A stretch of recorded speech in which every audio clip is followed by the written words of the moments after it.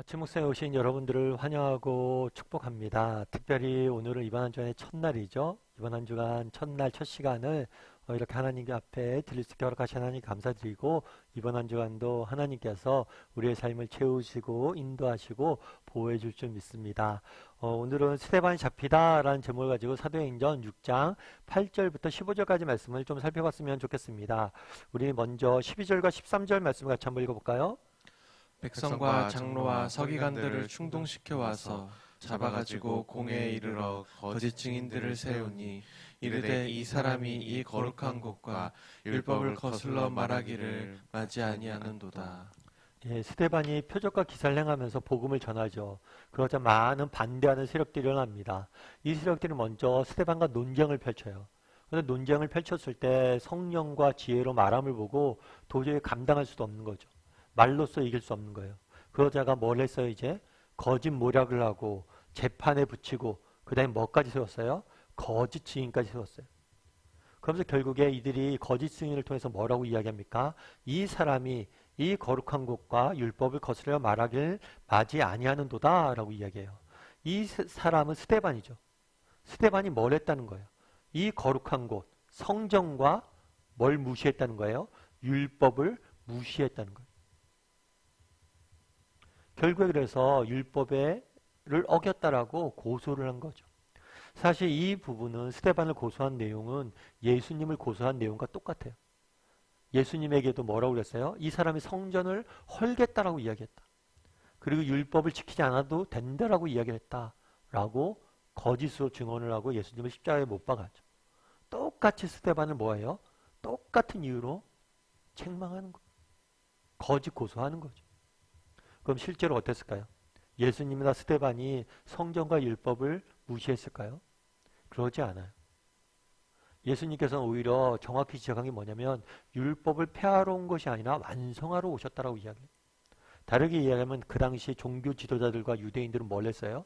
형식적으로 하나님을 믿었어요. 형식적으로 율법을 지켰어요. 하지만 율법의 본질적인 정신인 하나님 사랑과 이웃 사랑을 실천하지 않았어요. 그래서 그 형식이 아니라 그 내용을, 정신을 너희가 버렸다라고 책망을 했던 거예요. 너희의 율법은 가짜였고 너희의 율법은 형식만 있고 내용이 없다라고 지적을 했던 거죠. 그래서 그들의 형식만 있고 내용이 없는 신앙생활에 대해서 지적을 했던 건데, 그런 지적을 받고 마음에 찔리고 정말 그것들에 대해서 회개하지 않고, 어떤 사람은 그게 찔려서 회개를 하고 돌아오는 거거든요. 근데 동일한 찔림을 받고 뭐라는 거예요? 오히려 더 강하게 반발하고 있는 거죠. 그럼 우리도 한번 돌아봐야 돼요. 뭘 돌아봐야 되냐면 우리도 이런 책망을 받진 않을까? 나는 그대의 유대인들처럼 형식만 있고 내용이 없는 그런 신앙생활을 하고 있지 않은가? 한번 돌아볼 필요가 있겠죠. 정말 진심으로 하나님을 사랑하고 섬기는 사람인지 한번 돌아볼 필요가 있어요. 그런 다음에 어떤 일이 있었을까요? 14절과 15절 말씀 같이 한번 읽어볼까요? 그의 말에 이 나사렛 예수가 이곳을 헐고 또 모세가 우리에게 전하여 준 규례를 고치겠다 함을 우리가 들었노라 하거늘 공회 중에 앉은 사람들이 다 스데반을 주목하여 보니 그 얼굴이 천사의 얼굴과 같더라. 그 얼굴이 뭐라고요? 천사의 얼굴과 같았다라고 얘기해요. 그 얼굴이 천사의 얼굴과 같았다. 참 이 표현이 오늘 본문에 있는데 되게 마음에 와닿더라고. 천사의 얼굴과 같았다. 그 당시 스데반은 어떤 상황이었어요? 재판을 받는 상황이에요. 이것도 부당하게 억울하게 재판을 받는 상황이에요. 게다가 뭐까지 있는 거예요? 거짓 증인들이 거짓 증언을 난무하는 상황이에요. 그럼 보통 어때요? 이런 상황이면 우리는 어떨까요? 정말 얼마나 억울해요. 거짓말을 막 하고 거짓 증언을 하고 얼마나 분노에 찼겠어요. 억울하고 분노하고 여러 가지 반응들을 볼 수 있는데, 오히려 스데반의 반응은 뭐예요? 정반대. 마치 뭐와 같았다? 천사와 같았다. 이 천사와 같았다라는 표현은 모세가 율법을 받았을 때 얼굴을 표현하는 그 표현과 동일한 표현. 참 되게 멋있더라고요. 이 천사와 같았다 이 말씀이 저는 굉장히 묵상하면서 마음에 와닿았어요. 아, 나도 스데반처럼 이러면 얼마나 좋을까. 누군가 내 얼굴을 보고 천사와 같았다라고 표현하면 얼마나 좋을까. 정말 그가 얼마나 위험한 상황이에요. 되게 얼마나 핍박받고 고난받고 어려운 상황이에요. 재판받는 게 쉬운 일은 아니잖아요.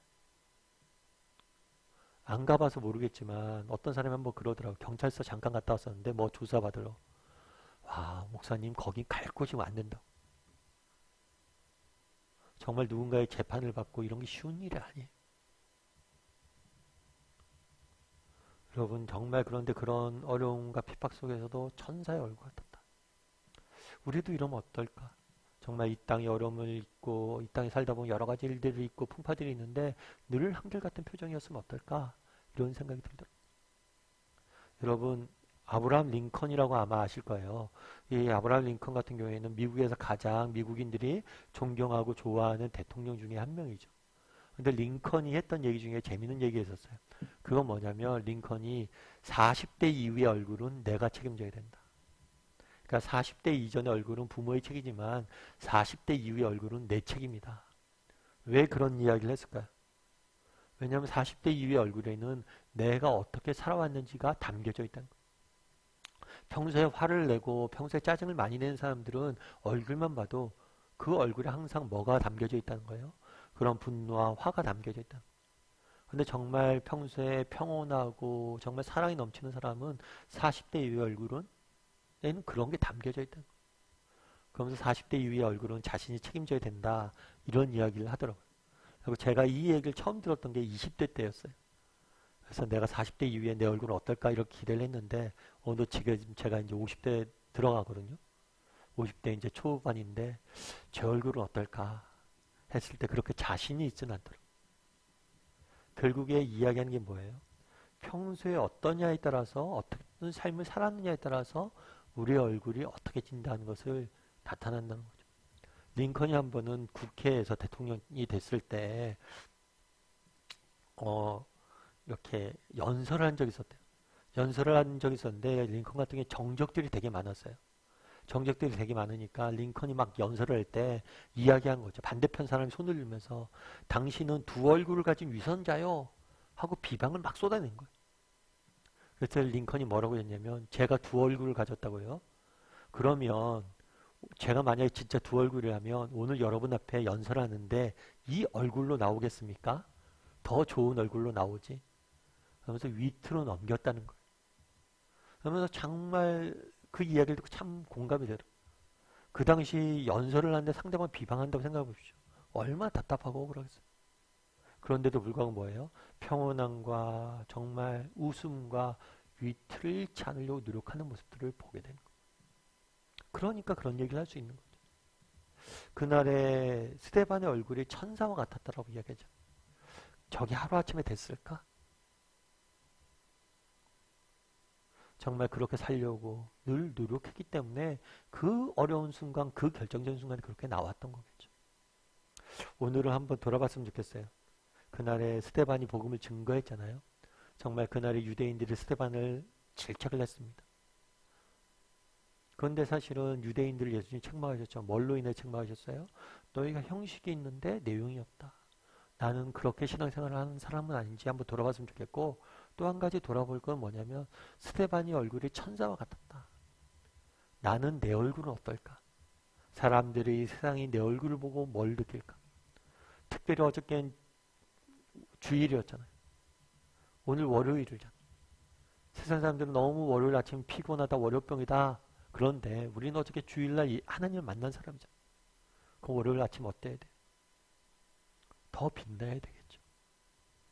그래서 정말 내 얼굴을 보고 세상은 무엇을 느끼고 있을까? 그리고 정말 링컨의 말처럼 내 얼굴이 정말 천사같이 빛나려면 평소에 우리가 그런 마음들을 많이 담아야 돼. 그래서 얼굴을 책임질 수 있는 사람이 됐으면 좋겠다.